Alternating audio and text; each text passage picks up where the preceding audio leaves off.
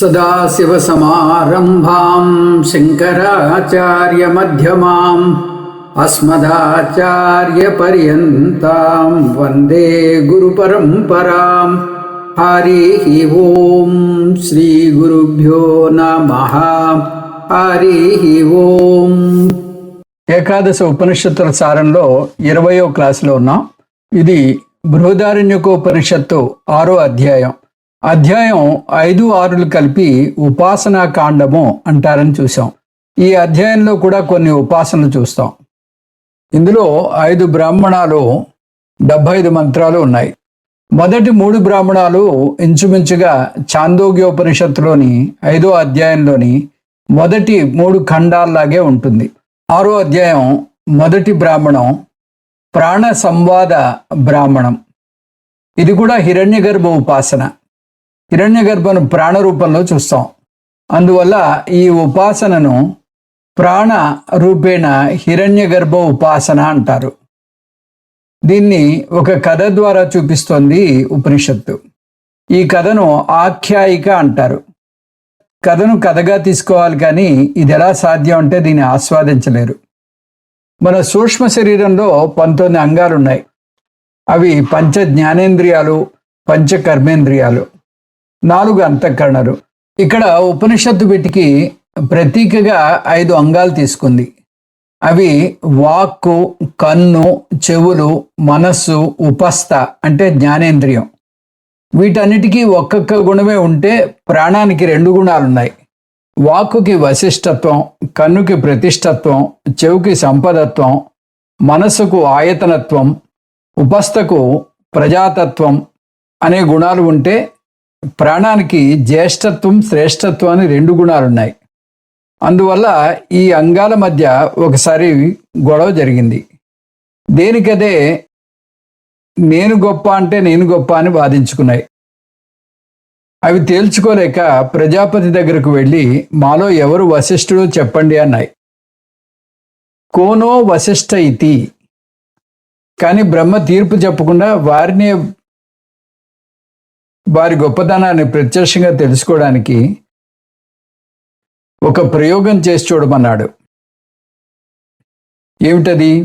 మీలో ఎవరైతే పైకి నిష్క్రమించినప్పుడు ఈ దేహాన్ని చాలా అపవిత్రంగా లోకం భావిస్తుందో అది మీలో వశిష్టత్వం అన్నాడు బ్రహ్మ. అప్పుడు శరీరంలోని ఒక్కొక్క అంగం బయటికి వెళ్ళి రావడం మొదలుపెట్టాయి. 1 ఏడాది పాటు బయట ఉండి అవి తిరిగి వచ్చేవి. అలా ఇంద్రియాలు ఎలా బయటకు వెళ్ళాయి అని అడగకూడదు. ఇది ప్రాణశక్తిని స్తుతించడానికి చెప్పబడిన ఊహాజనితమైన కథ మాత్రమే. వాగింద్రియంతో మొదలవుతుంది ఆ ప్రయోగం. ప్రాణం ముందు వెళ్ళదు. అవి వరుసగా వాక్కు, చక్షువు, శ్రోత్రం, మనస్సు, ఉపస్థ అవి బయటికి వెళ్తాయి. 1 సంవత్సరం పాటు అవి లేకపోయినా తక్కిన అన్ని పనులు మామూలుగా జరిగిపోతున్నాయని ఆ ఇంద్రియాలు గ్రహించాయి.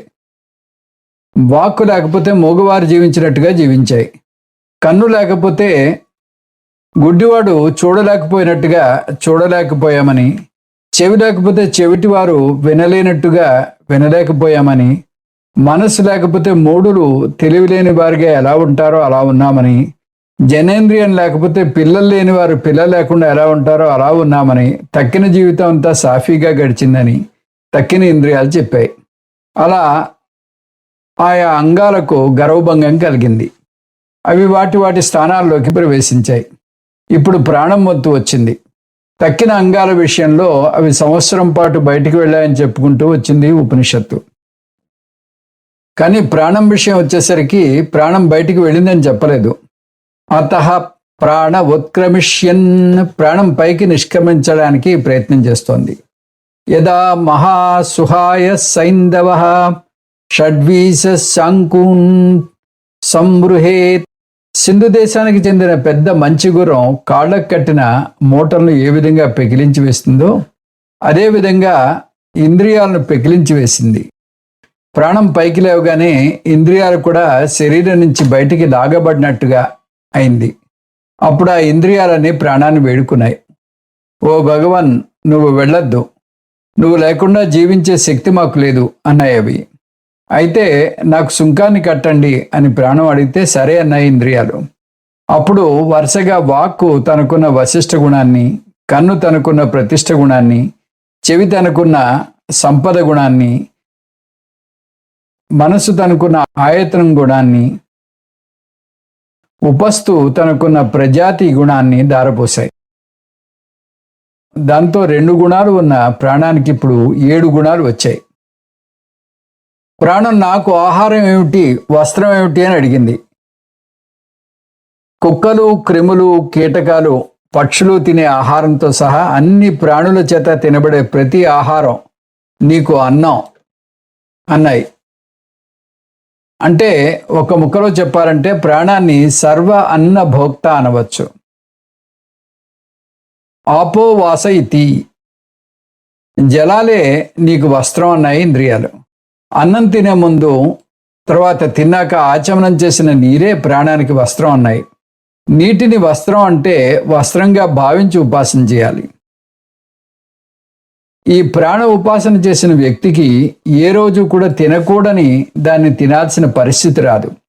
ఇది సప్తగుణ విశిష్ట ప్రాణ రూపేణ హిరణ్యగర్భ ఉపాసన. ప్రాణానికి ఇంద్రియాలకు మధ్య సంభాషణ జరిగింది కాబట్టి ఈ బ్రాహ్మణాన్ని ప్రాణ సంవాద బ్రాహ్మణము అన్నారు. ఇంకా 6వ అధ్యాయంలో 2వ బ్రాహ్మణం కర్మ విభాగ బ్రాహ్మణము. ఈ బ్రాహ్మణంలో ఇంకొక ఉపాసన చూస్తాం. దీన్ని పంచాగ్ని విద్య అంటారు. ఈ పంచాగ్ని విద్య కూడా ఛాందోగ్యోపనిషత్తులో 5వ అధ్యాయంలో చూస్తాం. 5వ అధ్యాయంలో 3వ ఖండంలో చూస్తాం. దీనికి ఉపోద్ఘాతంగా ముందు ఒక కథ గురు శిష్యుల మధ్య సంభాషణ రూపంలో వస్తుంది. ఛాందోగ్యోపనిషత్తులో శ్వేతకేతు గురుకులంలో విద్య ముగించుకుని వచ్చాక విద్యాగర్వంతో ఉండడం గమనించాడు తండ్రి ఉద్దాలకుడు.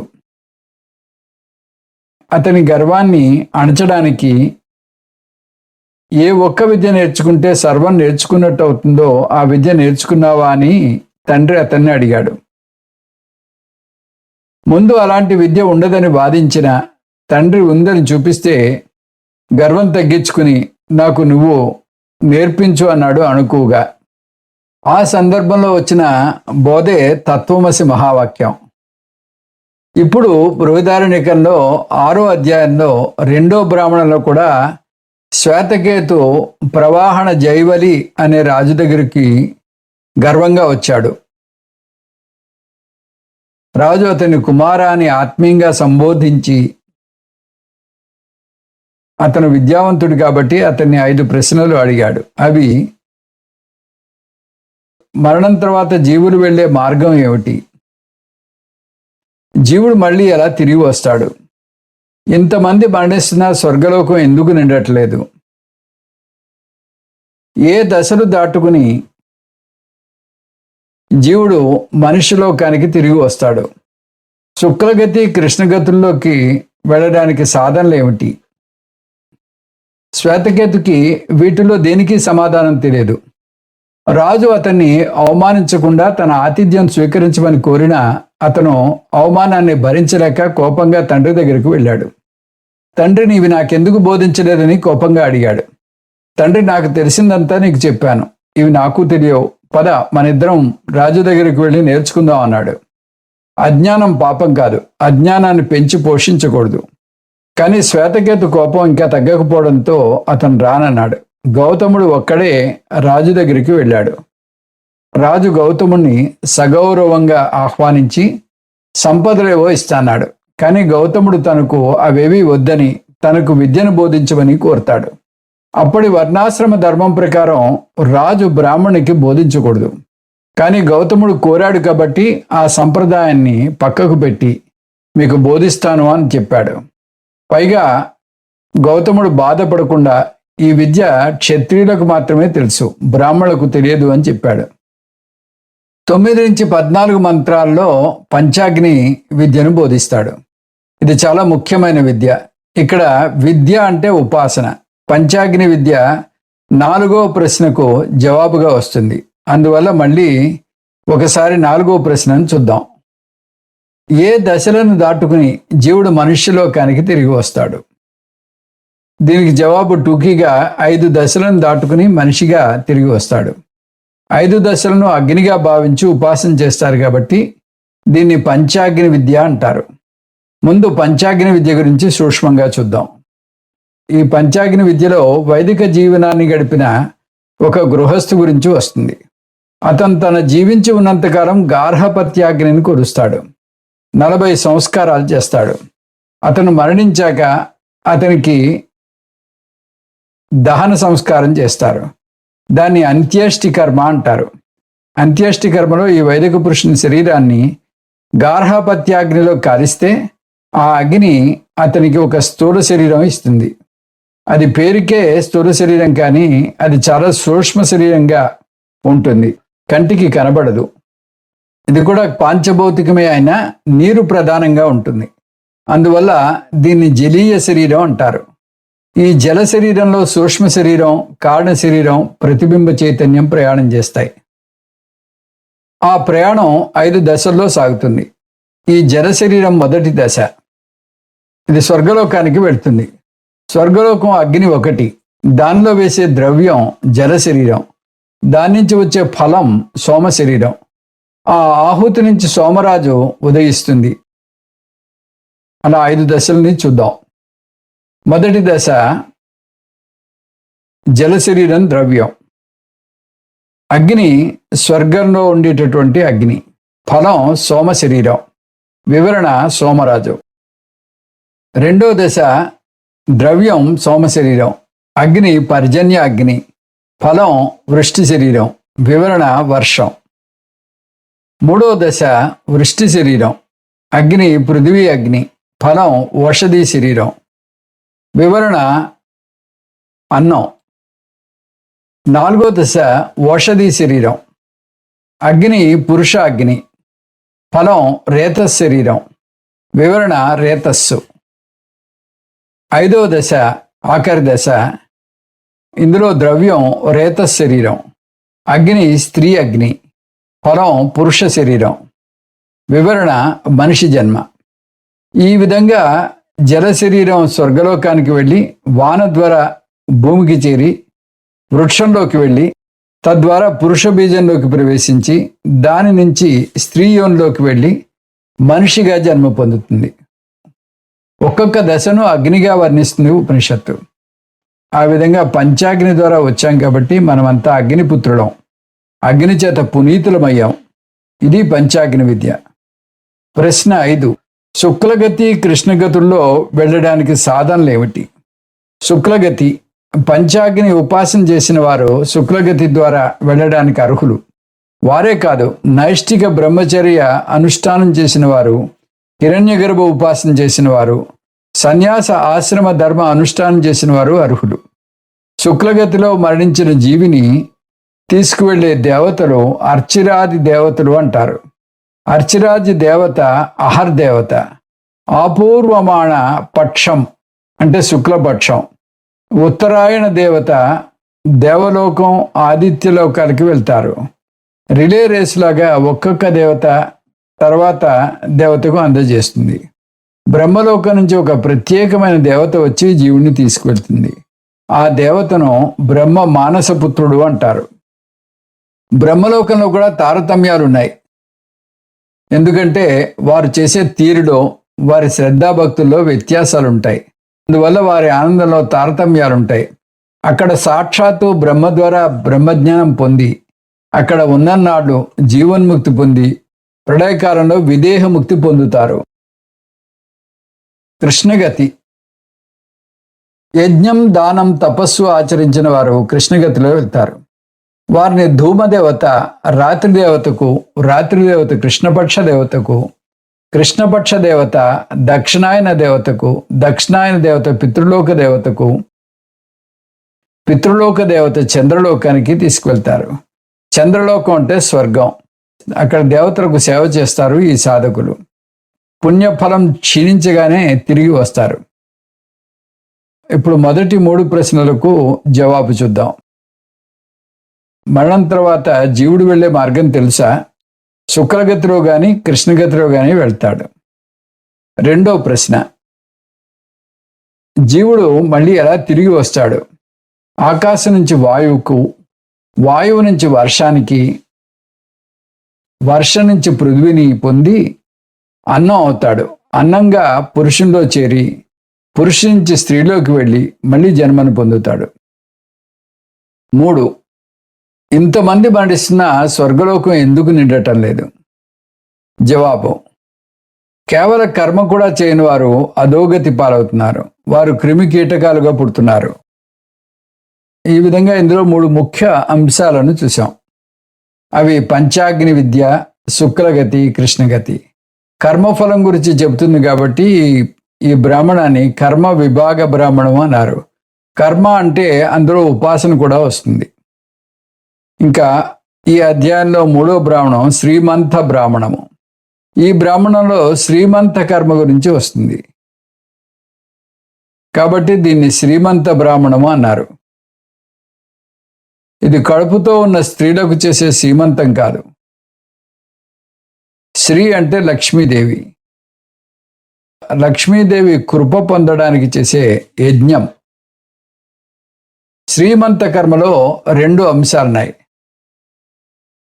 మంథ అంటే మంథ అనే ఒక ముద్దను తినడం, శ్రీ ప్రాప్తి కోసం తినడం. అంటే తినడం సాధన, ఐశ్వర్యం పొందడం సాధ్యం. ఈ కర్మను 4 దశల్లో చేయాలి.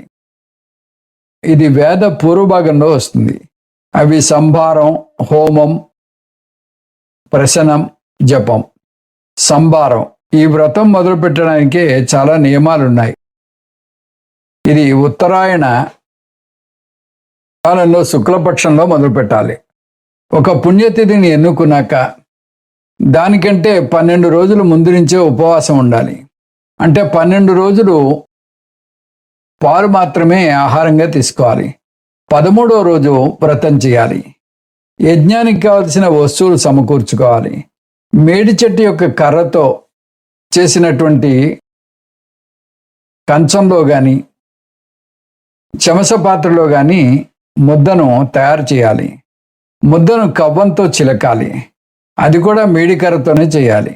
ఆహుతులను వేసే శృవం కూడా మేడి చెట్టుదే అవ్వాలి. అగ్నిలో వేసే సమిధలు కూడా మేడి చెట్టువే అవ్వాలి. అంటే పల్లెటూరులో దొరికే 10 రకాల ధాన్యాలను, అంటే గోధుమలు, బియ్యం, పప్పులు, పళ్ళు మొదలైన వాటిని సమకూర్చుకోవాలి. దానికి వాడే నెయ్యిని కూడా స్థాడీపాక పద్ధతిలో సంస్కరించాలి. హోమకుండం ఏర్పాటు చేయాలి. మంత్రాలు చదువుతూ చేయాలి. ఒక ప్రత్యేకమైన చీపురుతో ఊడవాలి. తర్వాత అగ్నిని వెలిగించాలి. ఈ ఏర్పాట్లన్నీ చేసి యజ్ఞం చేస్తే అతనికి కలిగే ఫలం మహత్వం.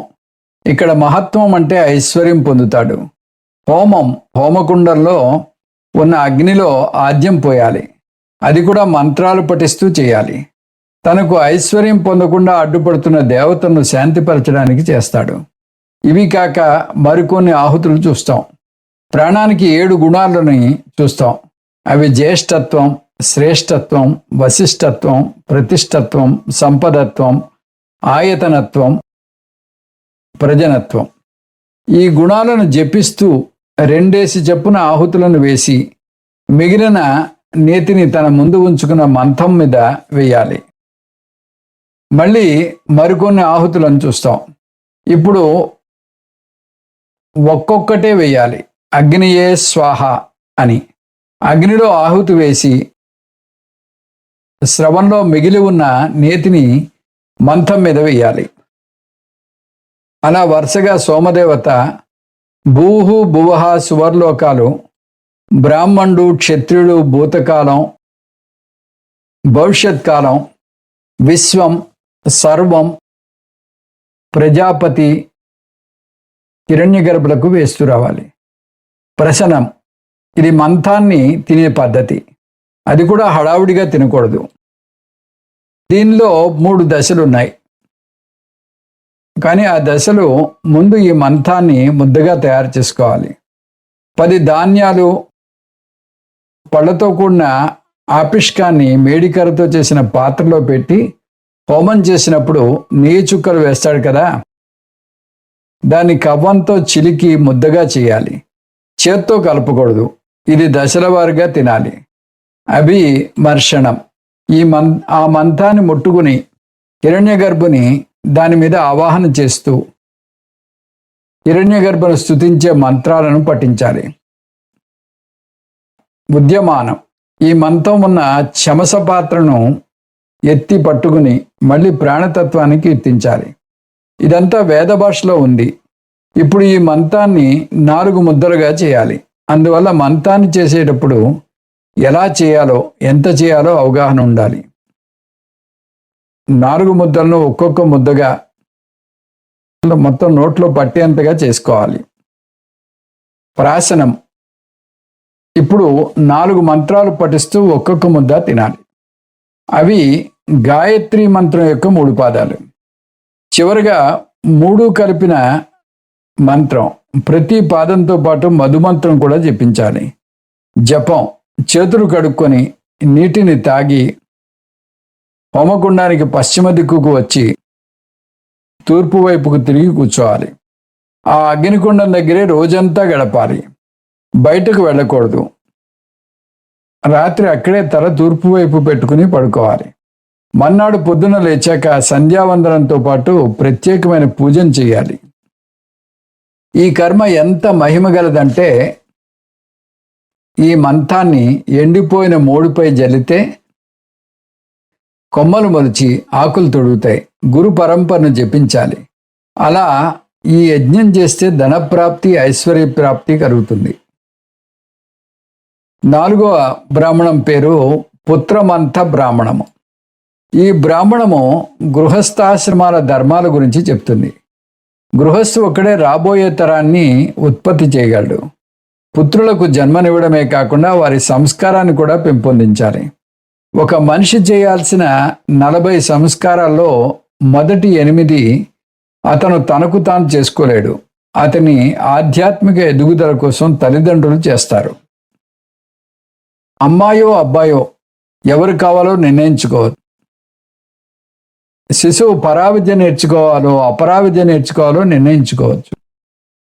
శిశువు రంగు ఎలా ఉండాలో నిర్ణయించుకోవచ్చు. శిశువు కన్ను ఏ వర్ణంలో ఉండాలో నిర్ణయించుకోవచ్చు. గర్భాధాన సంస్కారం. ఇందులో 3 అంశాలున్నాయి. అవి అగ్నిహోత్రం, నియమాలు, ప్రార్థన. అగ్నిహోత్ర వివరాలు ఉంటాయి. నియమాలు. వారి మధ్య చక్కని అనుబంధం ఎలా చక్కని ఉదాహరణ ద్వారా చూపిస్తుందో ఉపనిషత్తు చూడండి. ఋగ్వేదం, సామవేదం ఒక జంట, సంగీతం, సాహిత్యం ఒక జంట, రాత్రి పగలు ఒక జంట, భూమి ఆకాశం ఒక జంట. ప్రార్థన. ఆరోగ్యకరమైన శిశువు కోసం గర్భాధాన సమయంలో ప్రార్థన చేస్తారు. ఆ ప్రార్థన ప్రజాపతికి ఉంటుంది. ఆ పుట్టే శిశువు బ్రహ్మలాగా ఉండాలని ప్రార్థన. గర్భాధానం అంటే గర్భస్య ఆదానం. జీవుణ్ణి పురుష బీజం నుంచి స్త్రీయోనికి మార్చడం. పంచాగ్ని విద్యలో 4-5 అగ్నులుగా పురుష శరీరం, స్త్రీ శరీరాలను చూసాం. జాతకర్మ. జాతే సతి క్రియమాణం కర్మ జాతకర్మ అంటారు. పుట్టగానే చేసే కర్మ.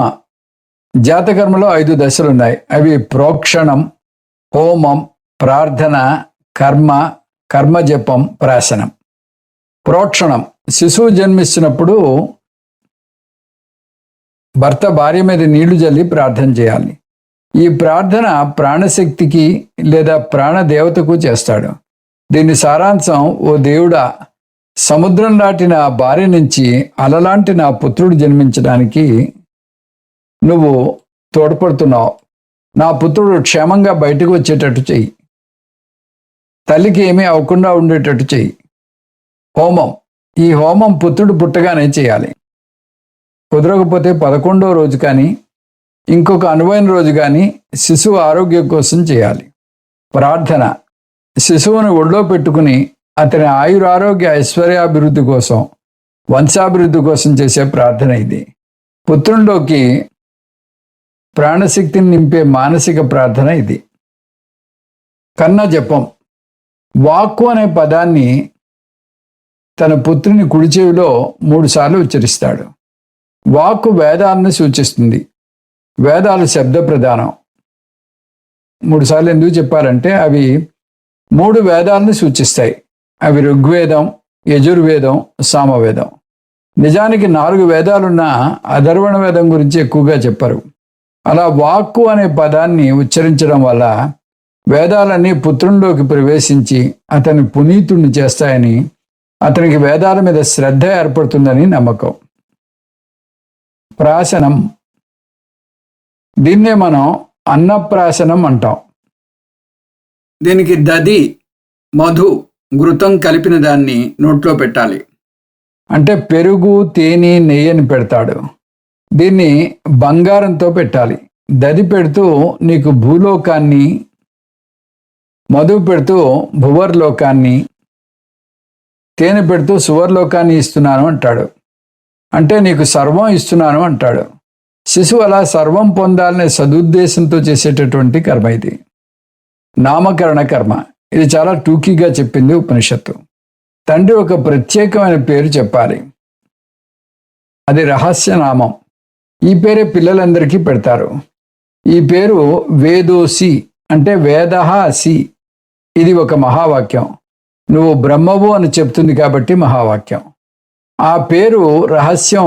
ఎందుకంటే ఆ పేరు అర్థం అప్పుడు అతనికి తెలియదు. అతను పెరిగి పెద్దవాడై శిష్యుడై బ్రహ్మ విద్య నేర్చుకున్నప్పుడు మాత్రమే తెలుస్తుంది. ఈ పేరు అతనికి పెడతారు కాబట్టి అది వ్యవహారానికి పనికిరాదు. అందువల్ల శిశువుని పిలవడానికి వీలుగా ఇంకొక పేరు పెడతారు.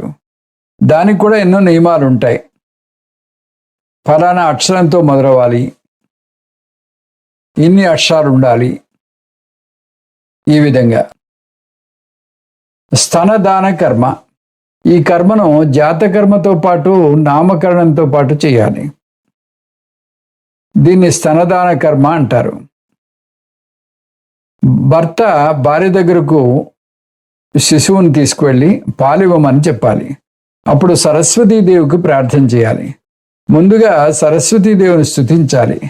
ఆమె వల్ల తన శిశువుకు జ్ఞానం, తెలివితేటలు, స్వచ్ఛత, ఐశ్వర్యం, మంగళకరమైన అంగాలు పొందాలని చేసే ప్రార్థన. అంటే శిశువు రాణించడానికి కావలసినవన్నింటినీ ప్రసాదించమని కోరతాడు.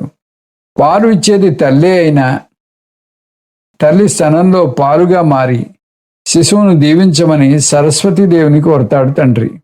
ఆ సరస్వతి నా శిశువుకు పాలిస్తున్నది, నా భార్య కాదు. ఓ సరస్వతి, నా శిశువుకు పాలిస్తున్నది నా భార్య కాదు, సాక్షాత్తు చదువుల తల్లి సరస్వతివైన నువ్వే.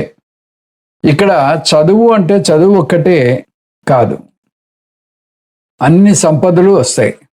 గర్భాధాన సమయంలో బ్రహ్మదేవుణ్ణి ప్రార్థిస్తాడని చూశాం. ఓ దేవా, నువ్వు నాలో ప్రవేశించి నా ద్వారా నాకు పుత్రుణ్ణి ప్రసాదించు అన్నాడు. ఇప్పుడు సరస్వతీదేవిని నా భార్యలో నువ్వు ప్రవేశించు అంటున్నాడు. అంటే ఏది యాంత్రికంగా జరగటం లేదు. అంతా ఒక పవిత్రమైన మంగళకరమైన క్రతువుగా సాగుతోంది. తండ్రి బ్రహ్మ, తల్లి సరస్వతి అయితే వారి శిశువు మామూలుగా ఉంటాడా? అతను కూడా బ్రహ్మస్వరూపుడు, సరస్వతీపుత్రుడు అవుతాడు. దాని తర్వాత తన శిశువును స్తుతిస్తాడు.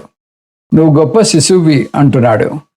నువ్వు నాకన్నా గొప్పవాడి అవుతావు, నాకన్నా మాత్రమే కాదు నా తండ్రిని మించిన వాడి అవుతావు అంటున్నాడు.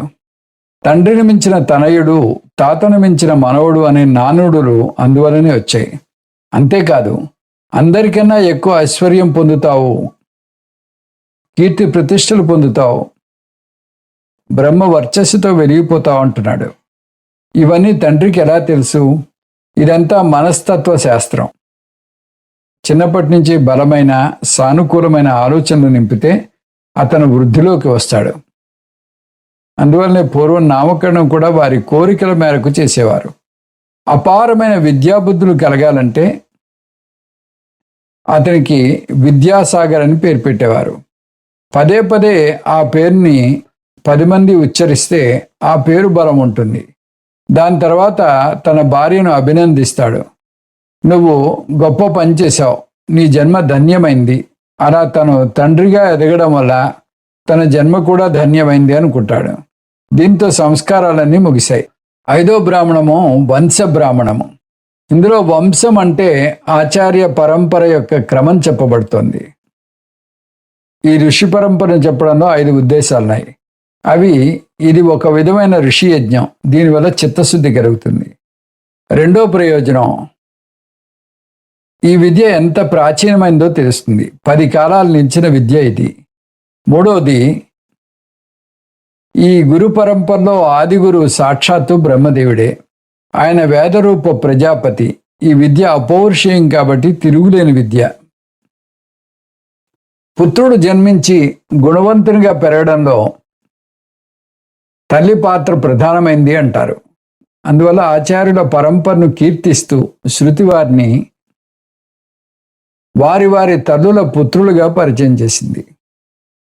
5వది, 3వ మంత్రంలో యాజ్ఞవల్కుడు నేర్చుకున్నాడని, అందువల్ల దీన్ని వాజసనేయి సంహిత అంటారని చూశాం. ఇది యాజ్ఞవల్కునికి ఇంకొక పేరు. అతని బోధను శుక్ల యజుర్వేదం అంటారు అని ఉపనిషత్తే చెప్తోంది. ఈ మంత్రాలు శుక్లము అంటే దోషరహితాలు, అపూర్వాలు అని అర్థం. ఇక్కడితో 5వ అధ్యాయము, 6వ బ్రాహ్మణము, 3వ కాండము ముగిశాయి. బృహదారణ్యకం కూడా ముగిసింది. ఈ బృహదారణ్యకోపనిషత్తు విహంగ వీక్షణం చేద్దాం 8 అంశాలతో. ఇది ఏ వేదంలోకి చెందినది? బృహదారణ్యకోపనిషత్తు శుక్ల యజుర్వేదానికి చెందింది. శుక్ల యజుర్వేదానికి 2 శాఖలు ఉన్నాయి. అవి కాణ్వ శాఖ, మాధ్యందిన శాఖ. బృహదారణ్యకోపనిషత్తు 2 శాఖల్లోనూ ఉంది. భిన్న శాఖల్లో ఉన్న చిన్న చిన్న భేదాలు తప్ప రెండిట్లోనూ మంత్రాలు ఒకటే. ఈ రెండిట్లోనూ శంకరాచార్యుల వారు కాణ్వ శాఖకు చెందిన బృహదారణ్యకోపనిషత్తుకు భాష్యం రాస్తే, విద్యారణ్య స్వామి మాధ్యందిన శాఖకు చెందిన బృహదారణ్యకోపనిషత్తుకు భాష్యం రాశారు. మనం శంకరాచార్యుల వారు రాసిన భాష్యం ఆధారంగా ఈ ఉపనిషత్తు చూస్తున్నాం. శాంతిపాఠం. శుక్ల యజుర్వేదానికి చెందినటువంటి శాంతిపాఠం. ఓం పూర్ణమదః పూర్ణమిదం పూర్ణాత్ పూర్ణముదచ్యతే పూర్ణస్య పూర్ణమాదాయ పూర్ణమేవావశిష్యతే. ఈ ఉపనిషత్తు పేరు వెనుక ఉన్న కారణం, ఒక కారణం, ఉపనిషత్తులని సాధారణంగా సన్యాసులు అధ్యయనం చేస్తారు. వారు సమాజాన్ని వదిలి అరణ్యంలో నివసిస్తారు. అరణ్యం అంటే అక్షరాల అరణ్యం కాదు, సమాజానికి దూరంగా ఉండి అధ్యయనం చేస్తారు. బృహత్ అంటే చాలా పెద్దది అని అర్థం. ఇది చాలా పెద్ద ఉపనిషత్తు కాబట్టి బృహత్ అనే పేరు వచ్చింది. ఉపనిషత్తు వివరాలు. బృహదారణ్యకోపనిషత్తులో 6 అధ్యాయాలు ఉన్నాయి. 434 మంత్రాలు ఉన్నాయి. మళ్ళీ ఈ అధ్యాయాలు 3 కాండాలుగా పేర్కొంటారు. వాటి వివరాలు: ఉపదేశకాండము లేదా మధుకాండము అధ్యాయం 1 6 బ్రాహ్మణాలతో ఉంది, 80 మంత్రాలు కలిగి ఉంది. ఉపపత్తి కాండము 2వ అధ్యాయం 6 బ్రాహ్మణాలు, 62 మంత్రాలు ఉన్నాయి. 2వ కాండం పేరు ఉపపత్తి కాండం. దీనికి మునికాండం అని మరొక పేరు కూడా ఉంది. ఇది అధ్యాయాలు 3, 4 కలిగి ఉంటుంది. అధ్యాయం 3లో 9 బ్రాహ్మణాలు, 92 మంత్రాలు ఉన్నాయి. అధ్యాయం 4లో 6 బ్రాహ్మణాలు, 92 మంత్రాలు ఉన్నాయి. అధ్యాయం 5 15 బ్రాహ్మణాలు, 29 మంత్రాలు ఉన్నాయి. అధ్యాయం 6 5 బ్రాహ్మణాలు, 75 మంత్రాలు ఉన్నాయి. 5, 6 బ్రాహ్మణాలని ఉపాసనాకాండం అని కానీ స్ఖిలకాండం అని కానీ అంటారు. మొత్తంగా 3 కాండాలు, 6 అధ్యాయాలు, 47 బ్రాహ్మణాలు, 434 మంత్రాలతో ఈ ఉపనిషత్తు మనకి అందివ్వబడింది. ముఖ్య అంశాలు.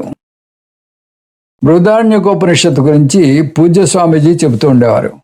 మనం ఉటంకించిన మంత్రం ఎందులోంచి అని ఎవరైనా అడిగితే బృహదారణ్యకోపనిషత్తులోనిది అని చెప్పేయచ్చు. ఎందుకంటే అది ఒక అరణ్యమంత పెద్దది. ఏ మంత్రం ఎక్కడుందో ఎదుటివారు వెతకడం చాలా కష్టం. ఒకవేళ కష్టపడి వెతికినా చాలా మట్టుకు ఆ మంత్రం అందులో ఉండి తీరుతుంది కూడా. బృహదారణ్యకోపనిషత్తులో తక్కిన ఉపనిషత్తులో ఉన్న అంశాలన్నీ ఉన్నాయి, వాటిలో లేనివి కూడా ఉన్నాయి. అది ఈ ఉపనిషత్తు యొక్క ప్రత్యేకత. బ్రహ్మ సత్యం జగన్మిథ్య జీవో బ్రహ్మైవ నాపరః. వేదాంతాన్ని అధ్యారోప అపవాద విశ్లేషణ ద్వారా నేర్చుకోవాలి. వాచారంభణం వికారో నామధేయం మృత్తికా ఇత్యేవ సత్యం. అవస్థాత్రయ సాక్షి చైతన్యం తదేతత్ సృష్ట్వా తదేవాను ప్రావిశతి. బ్రహ్మజ్ఞానానికి వేదం ఒక్కటే ప్రమాణం. బ్రహ్మజ్ఞానాన్ని శ్రవణ మనన నిధిధ్యాసన ద్వారానే పొందాలి. జ్ఞాన కర్మ సముచ్చయం కుదరదు. కర్మ ఉపాసనల వల్ల మోక్షం రాదు. ఆత్మజ్ఞానం వల్లనే మోక్షం వస్తుంది. ఆత్మ నిర్వచనం నేతి పద్ధతి ద్వారా చేయాలి. అహం బ్రహ్మాస్మి, తత్వమసి వంటి మహావాక్యాలు ఐక్యాన్ని బోధిస్తాయి. పైన ఉదహరించిన సూత్రాలన్నీ తక్కిన ప్రధాన ఉపనిషత్తులో చెదురుమదురుగా వచ్చిన సత్యాలు. కానీ తమాషా ఏమిటంటే వీటన్నింటినీ కూడా బృహదారణ్యకోపనిషత్తులో చాలా వివరంగా చూడొచ్చు. ఉదాహరణకు మొట్టమొదటి వాక్యం వేదాంత సారం. బ్రహ్మ సత్యం జగన్మిథ్య జీవో బ్రహ్మైవ నాపరః. కానీ జగత్తు మిథ్యాత్వాన్ని శంకర భగవత్పాదుల వారు ప్రతిపాదించారు. అది శాస్త్రం చెప్పలేదు అనేవారు లేకపోలేదు. ఈ ఉపనిషత్తులో ఎలా బ్రహ్మ సత్యం జగన్మిథ్యో అడుగడికి చూస్తాం. ముఖ్యంగా మధుబ్రాహ్మణంలో ఈ జగత్తులో ఎలా ప్రతిదీ ఒకదాని మీద ఒకటి ఆధారపడి ఉన్నాయో, అలా ఇంకొక దాని మీద ఆధారపడినవి ఎలా సత్యం కాదో, వాటికి అధిష్టానంగా ఇంకోటి ఎలా ఉంటుందో చాలా వివరంగా వస్తుంది. అతోన్యదార్థం అంటే బ్రహ్మ సత్యం జగన్మిథ్య. ఈ వాక్యం 3వ అధ్యాయంలో అనేక బ్రాహ్మణాల్లో అనేక కోణాల్లో వస్తుంది. మొదటి 2 అధ్యాయాలు అధ్యారోప అపవాద విశ్లేషణకు ప్రతీకలు. అహం బ్రహ్మ అస్మి మహావాక్యం ఈ ఉపనిషత్తులో వస్తుంది. ఈ అహం బ్రహ్మ అస్మి మహావాక్యం భాష్యం కూడా స్వామీజీ వివరంగా వర్ణించుకొస్తారు. నేతి ద్వారా ఆత్మ నిర్వచనం చెప్పాలని, ఆత్మ గురించి ప్రత్యక్షంగా చెప్పలేమని తక్కిన ఉపనిషత్తులో నేర్చుకుంటాం. కానీ ఇక్కడ చూసినంత వివరంగా వేరే ఎక్కడా చూడం. ఆ పద్ధతిని సర్వ నిషేధ అవధిహి అంటారు. అస్థూలం, అనన్వం, అహ్రస్వం, అదీర్ఘం, అలోహితం, అస్నేహం, అచ్ఛాయం అంటూ అక్షర బ్రాహ్మణంలో 25 నిర్వచనాలు ఇస్తాడు యాజ్ఞవల్కుడు. అలా పైన చెప్పిన సూత్రాలన్నీ ఇందులో చాలా వివరంగా చూడవచ్చు. మహావాక్యాలు. ఈ ఉపనిషత్తులో అహం బ్రహ్మ అస్మి అనేటటువంటి మహావాక్యం మనకి కనిపిస్తుంది. ముఖ్యమైన మంత్రాలు ఎన్నో ఉన్నాయి. ఇందులో శంకరాచార్యుల వారికి ఇష్టమైనవి, మనం గుర్తుంచుకోవాల్సినవి అనేక మంత్రాలు, అనేక ముఖ్యమైన మంత్రాలు ఎన్నో ఉన్నాయి. వాటిలో కొన్ని చూద్దాం. ద్వితీయాద్వై భయం భవతి. రెండోది ఉంటే భయం వేస్తుంది. రెండోది ఉంటేనే భయం వేస్తుంది. అసంగోహి అయం పురుష. ఆత్మ అసంగం. పశ్యన్వై తన్న పశ్యతి. ఆత్మ చూస్తున్నది కానీ చూడటం లేదు. ఔపనిషదం పురుషం. ఉపనిషత్తు వల్లనే బ్రహ్మ గురించి తెలుసుకోవచ్చు. ఆత్మనస్తు కామాయ సర్వం ప్రియం భవతి. ఎవరినైనా ఇష్టపడేది వారి మీద ప్రేమ కొద్దీ కాదు, తన కోసమే. ఆత్మ ఇది ఏవ ఉపాసిత విద్యాసూత్రం. సహ దేవానాం పశుః. అతను దేవతలకు పశువు, అవిద్యాసూత్రం. యత్ర హి ద్వైతమివ భవతి, ద్వైతం ఉన్నట్టుగా కనిపిస్తోంది. అలా తరచిన కొద్దీ బృహదారణ్యకంలో ఎన్నో మణులు, రత్నాలు, వైఢూర్యాలు ఉన్నాయి. వాటిని మీరే స్వయంగా ఏరుకుని మీ సొంతం చేసుకోండి. ప్రత్యేకత, బృహదారణ్యకోపనిషత్తులో ప్రత్యేకంగా వచ్చిన అంశాలు ఎన్నో ఉన్నాయి. మామూలుగా గురు శిష్యుల సంవాదం ఉంటే ఇక్కడ జల్పం కూడా వస్తుంది. ప్రతిదానికి నామరూపాలతో పాటు కర్మ కూడా వస్తుంది. ఆత్మజ్ఞానంలో మన ప్రయాణం పృథ్వీతో మొదలై అక్షరం బ్రహ్మ దాకా సాగుతుంది. ఈశ్వరునికి ప్రయాణం అంతర్యామి బ్రాహ్మణం. సగుణ ఈశ్వరుడు, నిర్గుణ బ్రహ్మల మధ్య భేదం స్పష్టంగా తెలుస్తుంది. వేద పూర్వభాగం, వేద అంతభాగం కూడా ఇందులో చాలా వివరంగా వస్తుంది. ఘటభాష్యం, అనుప్రవేశ శృతి భాష్యం, విద్యాసూత్రం వివరణ, తవ్యకార విశ్లేషణ మొదలైనవి ఎన్నో భాష్యాలు విశ్లేషణ సూక్ష్మంగా ఉన్నాయి. సుషుప్తిని మోక్షంతో పోలుస్తుంది. అంతేకాదు శంకర్ల వారు తక్కిన ఈ ఉపనిషత్తులకు చేసిన భాష్యం ఒక ఎత్తు, ఈ ఉపనిషత్తుకు చేసిన భాష్యం ఇంకొక ఎత్తు. ఇంతటితోటి ఈ బృహదారణ్యకోపనిషత్తు అయిపోయింది. ఓం తత్సత్, సర్వం శ్రీకృష్ణార్పణమస్తు. ఓం పూర్ణమదః పూర్ణమిదం పూర్ణాత్ పూర్ణముదచ్యతే పూర్ణస్య పూర్ణమాదాయ పూర్ణమేవావశిష్యతే. ఓం శాంతి శాంతి శాంతి. హరి ఓం. శ్రీ గురుభ్యో నమః. హరి ఓం.